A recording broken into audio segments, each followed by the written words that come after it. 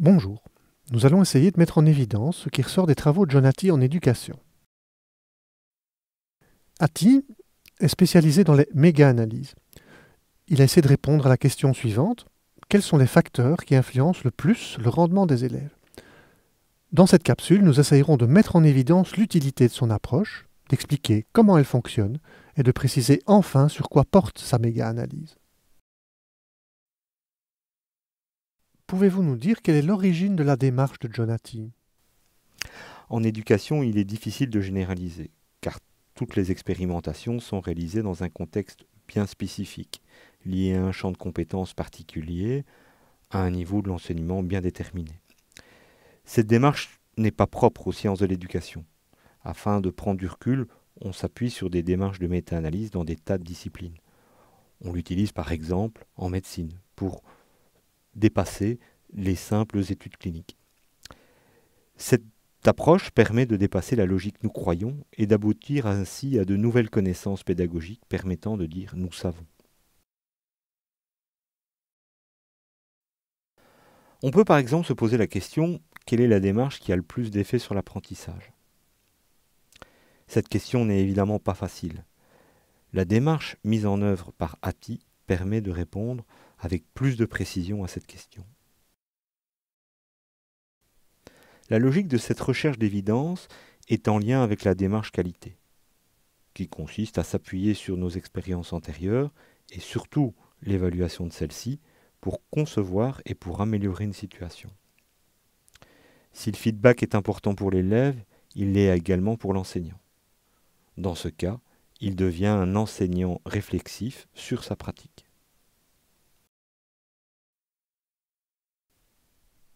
Et donc, pouvez-vous nous préciser quelle est la logique de sa démarche? En fait, une méta-analyse doit permettre de guider le travail des praticiens et de les amener à prendre en compte les preuves scientifiques. En médecine, pour prendre les bonnes décisions pour un patient. En éducation, l'objectif est de s'appuyer sur les données disponibles dans la littérature pédagogique pour identifier les pratiques efficaces à appliquer en classe.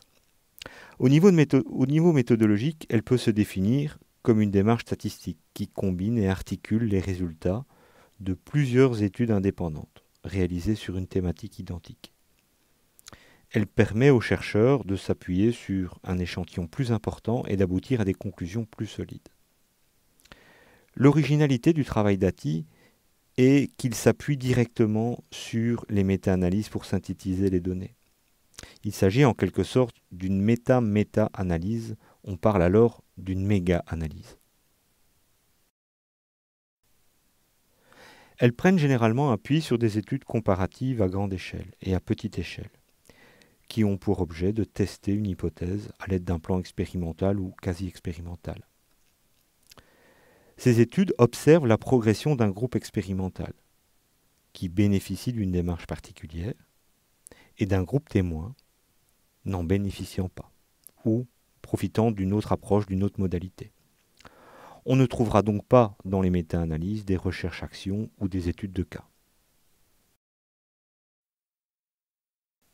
Dans la recherche en éducation, on peut distinguer différentes sources d'information et d'observation. Les chercheurs s'intéressent généralement à ce que nous disent les acteurs, les élèves ou les enseignants. Ils peuvent aussi observer ce qu'ils réalisent pendant celui-ci. Cela correspond davantage au processus. Et au terme de l'apprentissage, que nous pouvons associer plutôt au produit. L'intérêt de Hattie porte plutôt sur les produits. Son objectif est en effet de savoir si un changement dans la pratique peut amener un bénéfice en termes de résultats. Pour intégrer les méta-analyses, les études sélectionnées doivent plutôt s'intéresser à la performance des élèves. Et pouvez-vous nous donner quelques chiffres clés dans le travail de Hattie? Les travaux d'Hattie s'appuient sur 1200 méta-analyses, qui elles-mêmes s'appuient sur environ 50 000 études. Au total, elles concernent plus de 250 millions d'apprenants. En 2015, 195 facteurs, qui peuvent avoir des effets sur l'apprentissage, ont ainsi pu être mis en évidence. Pour vous en rendre compte, je vous propose de cliquer sur le lien actif sur la DIA pour observer l'évolution de ces données. En disposant de plusieurs études, de plusieurs observations et d'un échantillon plus large, le chercheur a plus de chances d'aboutir à des résultats corrects et des conclusions plus solides. Comme en médecine, il peut espérer éviter des problèmes de faux négatifs, c'est-à-dire que l'étude révèle un effet alors qu'il n'y en a pas en fait, ou de faux positifs, l'étude ne révèle pas d'effet alors qu'on devrait s'attendre à en avoir. Ces deux types d'erreurs sont souvent obtenus quand on observe des phénomènes sur la base d'une seule prise d'information et avec des échantillons restreints. Donc, pour expliquer une démarche de méta-analyse, on utilise des techniques statistiques. Est-ce que vous pouvez nous en dire plus? Les méta- et les méga-analyses utilisent un indice descriptif qui s'appelle la taille de l'effet. Cet indice permet de comparer des résultats issus de différentes études et d'éviter de comparer des pommes et des poires. La taille de l'effet correspond à la différence standardisée des deux moyennes, divisée par la moyenne des deux écarts-types. Prenons l'exemple d'une expérience qui compare deux méthodes pédagogiques différentes. Dans la condition A, la moyenne est égale à 3 et l'écart-type est de 1, alors que dans la condition B, la moyenne est égale à 2 et l'écart-type de 1. En utilisant la formule, on obtient une taille d'effet de 1. Pour chaque étude identifiée, les chercheurs disposent ainsi d'une valeur comparable qui leur donne la possibilité d'effectuer un travail de synthèse.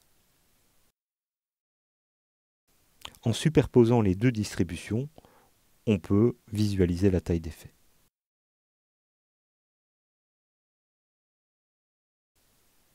Une taille d'effet de 1 permet de mettre en évidence qu'environ 84% des élèves de la classe A ont un score supérieur au score moyen des élèves de la classe B.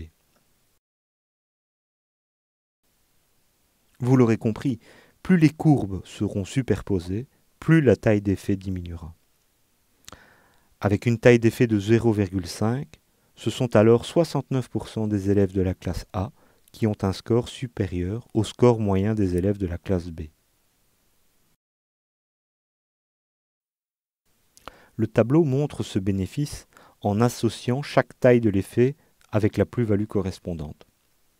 Si dans la méga-analyse les effets sont généralement positifs, Hattie observe toutefois que certaines démarches peuvent avoir des impacts négatifs sur l'apprentissage, comme la pratique du redoublement, dont la taille d'effet équivaut à moins 0,17.